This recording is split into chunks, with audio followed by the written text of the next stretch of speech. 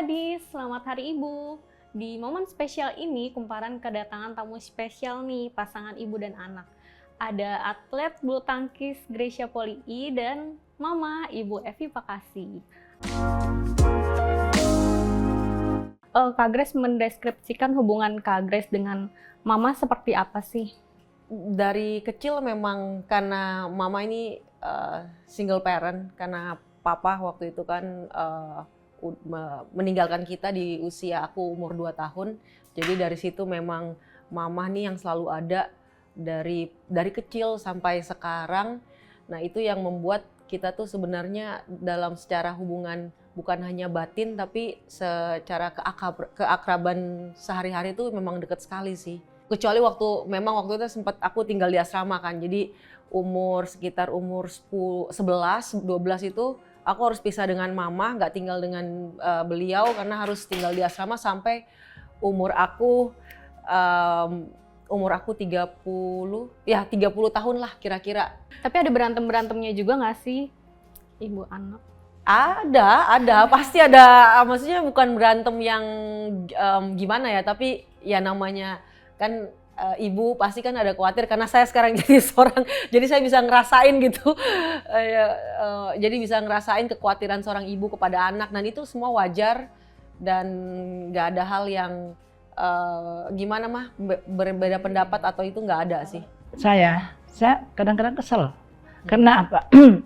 Saya udah telepon, saya udah apa, dia nggak jawab. Itu yang saya, kok kenapa gitu, ada di mana? Kan khawatir kan, mana cewek lagi. Jadi saya pikir gini, aduh ada kemana nih anak ini, latihan atau apa gitu. Cuma itu. Jadi udah saya telepon, baru dia jawab. Lagi ngapain? Ada latihan. Latihan nggak bisa pegang handphone. Jadi emang ya kedisiplinannya seperti itu. Walaupun udah jadi atlet profesional atau atlet dunia juga sama halnya, memang off. Kalau lagi latihan 8 jam mungkin sekitar satu hari 8 jam itu kita benar-benar off dari handphone. Ada urgensi apapun itu nggak bisa langsung gitu. Jadi kekhawatiran saya itu, kamu selalu saya telepon, saya udah makan, hanya itu aja. Kalau untuk urusan di asrama atau di pelatnas itu saya nggak pernah ikut. Saya cuman, kamu sudah makan, sudah minum obat. Kalau kamu mau, mama masakin, mau bawa ke sana gitu. Biasa kan malam minggu tuh, saya telepon, saya enggak, kemana ya malam minggu, kemana jadi. Kalau ngomongin dari sifat nih, ada yang mirip nggak sih antara Mama Evi dan Kak Grace? Ya ada miripnya juga, tapi beda generasi ya. Nah, jadi mungkin dulu saya waktu masih gadis atau apa, disiplinnya itu luar biasa sama orang tua saya. Jadi itu setelah saya punya Grace, disiplin itu saya bagikan kepada dia. Jadi kamu harus gini, kamu harus begitu. Kadang-kadang dia kesel mungkin sama saya, tapi ya namanya sebagai ibu kan khawatir ya kan. Iya, mungkin kalau aku boleh tambahkan kemiripan yang aku bisa rasain ya, kemiripan aku dengan Mama tuh adalah gigihnya beliau itu yang memang tanpa aku sadarin tuh aku terbentuk dari kecil bahwa kadang kami kan hidup yang berkekurangan dulu waktu Mama bawa aku ke Jakarta main bulu tangkis dan sebagainya. Nah, itu kegigihan mamahnya itu yang memang yang ada dalam hatiku atau jadi karakterku, fondasi karakterku untuk ingin mencapai segala sesuatunya itu. Jadi itu sih, jadi kadang dulu Mama suka ngomong kita harus punya tekad, tapi juga harus nekat. Jadi jadi akhir along the way itu aku selalu kayak nekat. Nah, dengan sifatnya yang memang bertekad sangat gigih, terus juga memang harus ada nekat juga, harus ada ya, kalau punya ada tekad ya memang udah harus ada kenekatan kadang-kadang gitu loh dalam kehidupan ini gitu. Soalnya masalahnya begini, kalau kita tekad itu artinya kita usaha kita, tapi nekat itu ya mau ke jurang kek, ya kan, mau kemana itu ya nekat. Tapi dalam hal ini saya berjuang untuk ya bagaimana pokoknya sehabis-habisnya deh saya pikir. Iya, karakter mama yang terlihat pada waktu itu, yang pada akhirnya juga di lapangan bulu tangkis tuh kayak atlet kan harus betul-betul kayak garang, harus tekadnya kuat, terus juga harus gigih dan persisten dan sebagainya. Nah itu sangat menolong aku pada saat membantu pada saat aku jadi atlet bulu tangkis gitu, hingga aja bisa jadi juara. Nah, jadi latar belakang juga kehidupan saya juga diinspirasi dari orang tua saya juga. Karena orang tua saya juga papa saya tentara. Oh, jadi menurun ya disiplin. Dan itu baru kebanggaan banget kalau tentara itu disiplinnya minta ampun, saya bilang gitu ya. Jadi saya ambil kesimpulan dari latar belakang dari keluarga saya juga, mama. Jadi saya juga acungan jempol kepada mama saya. Kalau papa saya itu marah sampai mukul gitu, saya datang ke mama, terus mama itu sabar, mama itu jadi dia juga ikut menaungi gitu. Jadi saya punya satu keluhan itu sama mama saya gitu, begini. Jadi begitu akhirnya saya didik dia, oh gitu. Terima kasih orang tua saya juga didik saya begitu. Jadi saya juga punya anak, saya harus apalagi atlet. Jadi dia harus disiplin, ya, harus tepat waktu, nggak boleh telat. Kadang kalau telat aja latihan saya tanya, kamu kemana harus? Jadi kalau apa itu misalkan sama pelatih, ayo kamu harus dengar pelatih. Kamu pokoknya nurut pelatih dan kamu nurut schedule apa yang dikasih ya kan. Kalau mama itu sebagai orang tua hanya di luar jangkauan. Kak Grace sendiri merasakan gimana? Benar-benar dapat kedisiplinan itu dari mama? Jadi memang waktu yang aku bisa ingat ya, maksudnya dari umur 5 tahun itu waktu aku mau jadi pemain bulu tangkis. Dan kita kan hidup bersama berarti sampai aku tuh umur 11, sekitar 11-12 sebelum aku masuk asrama. Nah di situ memang melihat bahwa sebagai mama seorang single parent yang dia juga yang pastinya dia harus ngatur segala sesuatunya sendiri, gimana ngegedein anaknya juga, yang ini anak satu ini. Nah dari situ ngelihat cara dia mendidik, misalnya aku tuh harus latihan, harus misalnya disiplinnya, harus makan tidur yang cukup dan sebagainya, itu yang membuat kedisiplinan itu yang ada dalam fondasi aku sebagai anak kecil ya waktu itu ya, anak usia dini pada saat itu yang pada akhirnya saya bisa ambil hikmahnya untuk aku bisa hidup sendiri waktu di asrama, seperti itu. Berarti pengaruh mama tuh untuk karirnya Kak Grace besar sekali ya? Iya, memang ya mama is everything. Maksudnya waktu dia dari kecil melihat perjuangan dia tanpa dia ngomong pun, maksudnya tanpa dia mengungkapkan perasaannya dia atau dia mengungkapkan kesedihan atau kesenangannya dia, itu aku bisa lihat dari tingkah laku dan gerak-geriknya dia atau keputusan-keputusan dia yang memang hidup hanya untuk bisa membesarkan Gracia gitu. Karena waktu itu karena dia beda 17 tahun dengan kakaknya. Jadi kakaknya sudah SMA, sudah kuliah. Nah, tinggal saya urus dia kan. Jadi saya sebagai single parent. Ya itu saya bilang, kamu benar-benar nggak? Waktu itu keputusannya itu tahun 99 tahun 1999 waktu ada di mana itu di Tangkas ya. Kemudian dia udah masuk asrama di Jaya Raya. Tapi masuk asrama kan juga bukan masuk begitu aja, punya prestasi yang setidaknya juara kejurnas sampai bisa masuk asrama dan biayanya ditanggung gitu. Jadi itu yang membuat saya bilang, sudah kalau kamu di asrama, kamu cuma satu saya ajarin. Walaupun di asrama di Jaran dan kemudian di Platnas, cuma satu saya bilang, kamu dengar pelatih, disiplin, kamu dengan orang yang lebih dengan kamu harus hormat.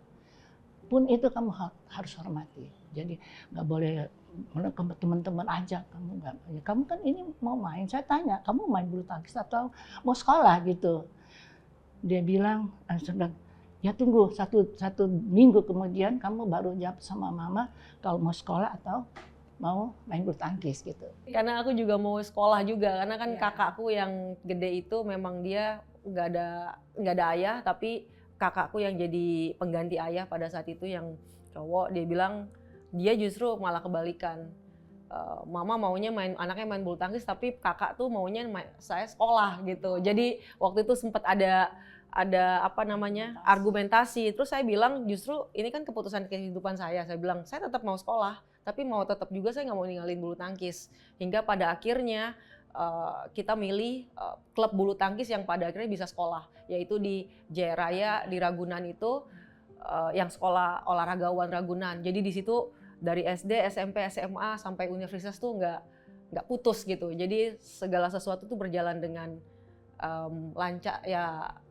Ya walaupun jalannya sulit tapi ada jalan gitu. Bicara tadi Mama Evi kan bilang apa namanya mendukung secara penuh ya Kak Grace untuk menjadi atlet. Nah, tantangannya apa sih selama ini dalam membesarkan Kak Grace gitu dan mendukung cita-citanya gitu sebagai single parent? Ya tantangan itu banyak. Apalagi saya cuman single parent. Jadi saya pikir gini, kalau mbak saya siapa lagi gitu. Karena kakaknya kan juga kerja. Ada finansial. Nggak punya ya maaf ya, money ya, uang ya. Karena karena memang minim sekali. Jadi saya itu ya berjuang juga, saya sampai gini. Yang penting kalau nekat saya, yang penting sampai di tujuan. Entah kamu pulangnya bagaimana, yang penting sampai di tujuan tepat pada waktu gitu. Dan apapun itu saya berjuang juga. Bukan saya tuh nggak kerja, saya kerja juga, saya tuh jahit. Saya jahit baju, saya jual, saya apa itu dari sini juga menunjang juga untuk saya bisa bawa ke dia. Soalnya kalau saya dengan dia bawa kan mesti dananya lumayan ya. Tapi kalau dia sudah asrama itu kan tinggal saya sendiri gitu. Karena mungkin kalau bulu tangkis itu kan punya modal, harus ada modal, kita harus beli raket, beli sepatu, beli baju, terus kita mau join klub juga itu harus ada iuran dan sebagainya. Nah itu kan dibutuhkan uang di situ kan. Nah dari situ Mama mungkin di situ bertekad untuk apapun yang dia lakukan, asal dia lakukan yang halal, asal anaknya ini bisa ikut sekolah bulu tangkis. Jadi apapun dia akan lakukan gitu untuk membiayai. Jadi ya seperti yang dia jelaskan tadi, dia jahit baju, terus juga, nah itu dari situ juga saya juga bisa ngerasain perjuangannya beliau sih kepada saya untuk membesarkan saya di bulu tangkis ini gitu, support saya. Jadi ketika kan beli raket mahal, sepatu mahal, terus kakaknya pulang-pulang dia bawa sepatu 3. Mungkin kalian tahu sepatu capung. Ya, itu kakaknya beli 3 untuk 1 tahun, karena udah sobek-sobek. Saya bilang gini, aduh Grace udah sobek, jahit, tukang jahit sepatu kalau ya begitulah saya bilang ya, kita harus mengerti dengan keadaan ya kan, udah gitu. Jadi kakaknya tuh beli 3 sepatu buat 1 tahun, jadi capung. Aduh mama udah sobek, udah jahit ya, udah gitu aja. Ya udah yang penting kamu walaupun kamu pakai sepatu begini, kalau kamu juga punya prestasi kan bisa beli nanti lebih baik daripada itu gitu. Jadi waktu main tuh mesti pakai racket, saya bikin dari triplex, main pakai senar dari tali rafia. Itu saya bilang ya di sini ya awal kamu juga harus juga berjuang, karena kehidupan nanti kamu nanti mama lebih baik lagi. Bagaimana nanti mama hari tua ya kan? Jadi ya itu saya selalu tekankan sama dia. Dia mungkin semangatnya itu untuk main, untuk latihan, semangat banget, antusias banget. Dan sekarang perjuangannya dari dulu udah berbuah ya, Ma. Ya itulah. Ya saya hanya bersyukur aja bahwa saya juga diberi kesempatan sebagai seorang ibu untuk membesarkan anak dan punya prestasi yang seperti Grace ya. Kembali lagi ke hubungan antara ibu dan anak ya. Kak Grace ini selama ini kalau misalnya mau mengambil keputusan atau melakukan sesuatu itu diskusi dulu nggak sih sama mama, atau minta restu dulu, atau ngobrol dulu, atau gimana? Iya, pasti apalagi dalam keputusan besar dalam hidup sih. Jadi antara misalnya punya pengalaman mau lanjut main bulu tangkis atau mau berhenti. Jadi hal-hal itu yang keputusan besar itu yang selalu saya libatkan mama, walaupun saya udah besar, tapi saya selalu libatkan mama untuk berpikir bersama gitu. Jadi saya juga nggak mau sebagai anak muda waktu itu, sebagai anak muda kan biasanya kita mau ngambil keputusan tuh harus ditinjau, maksudnya kadang suka emosi karena ada feeling doang, karena perasaan dan sebagainya. Jadi ya puji Tuhannya karena punya support system yang bagus seperti mama juga gini, jadi aku selalu untuk mengambil sebuah keputusan besar itu melibatkan mama sih, yang terutama dalam kehidupan aku. Jadi hal itu yang mendorong aku untuk bisa berjuang mempertahankan kehidupan gitu loh dalam di bulu tangkis ini. Biasanya mama tuh kasih saran seperti apa sih, dan apakah langsung oke aku lakuin saran mama, atau kita cari jalan tengah nih gitu? Iya, jadi mungkin aku kasih contoh pengalaman, aku bisa share di sini bahwa waktu aku di tahun 2012 itu aku didiskualifikasi dari Olimpiade.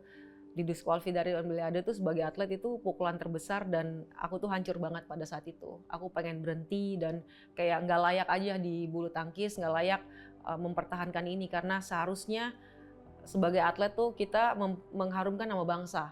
Tapi sewaktu saya dihadapkan dengan situasi kenyataan bahwa saya didiskualifikasi, itu kan berarti menjelekkan nama bangsa ini.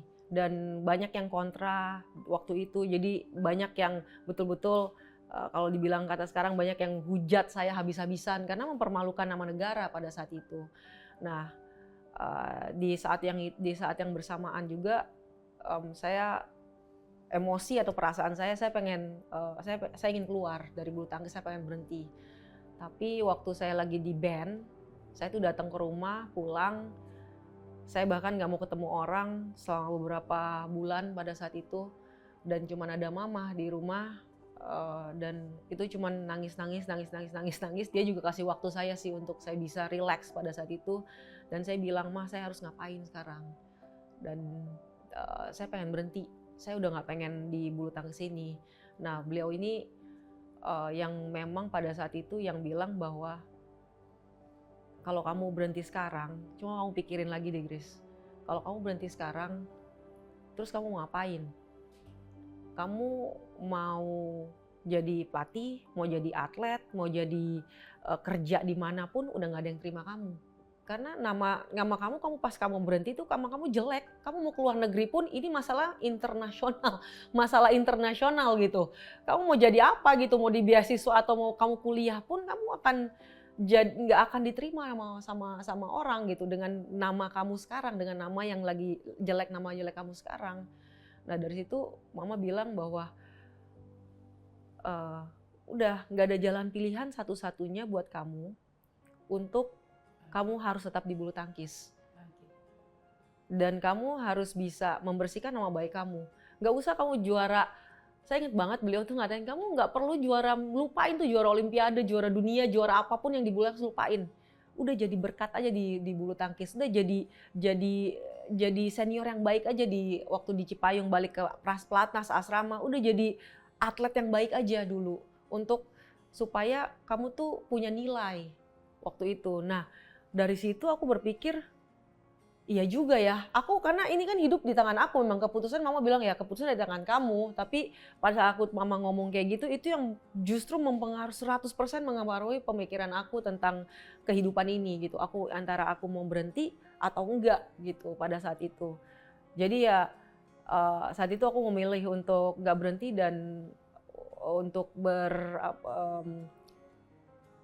untuk menyembuhkan atau healing ya kalau zaman sekarang ya bilangnya, untuk berdamai juga dengan situasi, dan akhirnya lanjut ya sampai kemarin, baru sampai tahun 2021 dan akhirnya bisa jadi juara Olimpiade juga, yang saya juga tadinya udah lupakan itu gitu loh. Satu hal saya bilang, dia bilang, "Mama, saya mau berhenti bulu tangkis." Saya bilang, dari umur 5 tahun sampai kamu bisa sampai aku mau ini, 25 pada saat 25. Itu percuma dong saya. Percuma mama bawa kamu, kita sudah berjuang, sudah habis-habisan. Terus kamu mau berhenti? Jadi kamu jadi apa? Saya bilang. Jadi usaha mama nggak berhasil dong. Jadi usaha mama sia-sia gitu. Enggak. Kamu tetap di bulu tangkis. Dan kamu juga sekarang bangkit. Karena di punggung kamu itu bukan cuma nama Gracia Poli. Di punggung kamu, di belakang itu Indonesia. Bagaimana kamu membawa itu nama Indonesia di kancah dunia? Artinya bulu tangkis. Jadi kamu harus bangkit. Ingat, karena kamu di belakang kamu itu ada Indonesia. Gitu, saya bilang sama dia. Jadi kamu nggak usah terpuruk, nggak usah apa. Ya udah kan, mama juga mendukung kamu, ya kan. Tapi itu satu hal lagi, saya bilang, kamu harus menjalani semua ini, apapun, tetap bangkit. Satu waktu juga kamu, saya ngomong gitu aja, satu waktu juga kamu akan tetap ke Olimpiade. Gitu. Saya bilang gitu sama dia, satu waktu juga, bukan cuma 2012, dan masih ada 4 tahun kemudian, gitu kan. Ya itu saya cuma bilang sama dia, kamu nggak usah khawatir, kamu kalau memang Tuhan kasih kesempatan, kamu bisa next Olimpiade, kamu bisa. Tapi saya nggak tahu tuh 2016 atau 2021 ya, gitu. Oke, berarti tiap mengambil keputusan, apalagi yang penting selalu diskusi, cerita sama mama ya. Kalau misalnya seperti tadi Kak Grace cerita kan pernah di masa-masa yang terpuruk atau masa yang happy waktu menang Olimpiade, itu di saat-saat itu ada mantra dari mama atau ucapan yang selalu terngiang nggak sih? Iya, dan itu bukan cuman mantra sih, tapi itu udah jadi kayak karakter aku juga yang akhirnya kebawa gitu dari mama. Karena ketika aku pikirin, aku punya tekad gitu, tapi kalau nggak ada dibarengi dengan action atau dibarengi dengan apa yang harus dilakukan, ya itu apa yang harus nekat juga. Jadi kalau nggak dibarengin oleh kenekatannya itu nggak akan jalan. Jadi begitu juga waktu aku aplikasikan ini dalam pertandingan bulu tangkis gitu. Jadi kadang-kadang punya tekad kuat, tapi juga punya harus dieksekusi gitu. Harus punya kenekatan, udah masuk dulu aja, udah poin dulu aja, udah smash dulu aja. Jadi hal-hal itu yang kadang-kadang sangat-sangat membantu gitu dalam kehidupan aku berkarir sebagai seorang atlet bulu tangkis gitu. Ada nggak sih momen penting atau apa yang Kak Grace tuh menerapkan itu banget, nekatnya itu banget? Ya, dalam momen terpuruk itu aku ya balik lagi tekadnya mungkin kurang-kurang kalau dalam momen terpuruk karena kita biasanya lagi down ya. Tapi karena harus dibalikin lagi ketekatannya itu terus harus ada nekatnya itu yang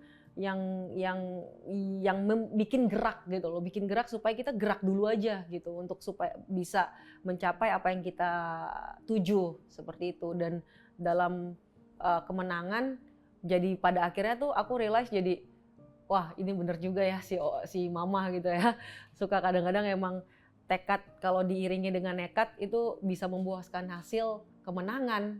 Karena belum lama ini kan Kak Grace juga ada cerita ya soal beratnya menjadi ibu.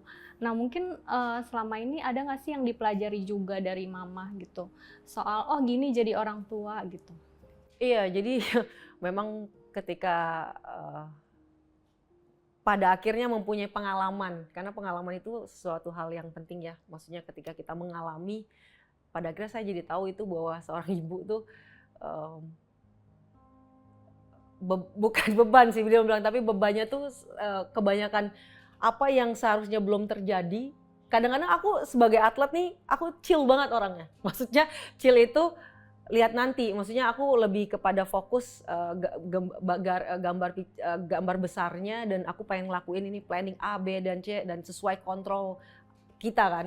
Tapi ketika saya punya anak, hal-hal yang nanti masa depan dia gimana ya, nanti dia bakal gimana ya, aduh anak cewek, nanti aku harus didiknya seperti apa. Nah itu tuh mulai dirasakan sebagai seorang ibu gitu. Jadi hal itu yang pada akhirnya saya melihat diri saya dan saya coba lihat waktu mama mendidik saya. Waktu itu dengan caranya dia ya yang pasti. Dan ketika saya tahu bahwa mama tuh orangnya tuh betul-betul sangat percaya dengan anaknya. Dan dia sangat percaya bukan kepada anaknya aja, tapi kepada lingkungan. Ketika dia asrama, dia tahu kan ini anak cewek. Mama tuh kasih kepercayaan yang benar-benar 100% kepada saya. Saya merasakan itu walaupun dia nggak ngomong. Dan dia juga kasih 100% percaya kepada pembinanya. Itu sebagai seorang tua hal yang nggak mudah.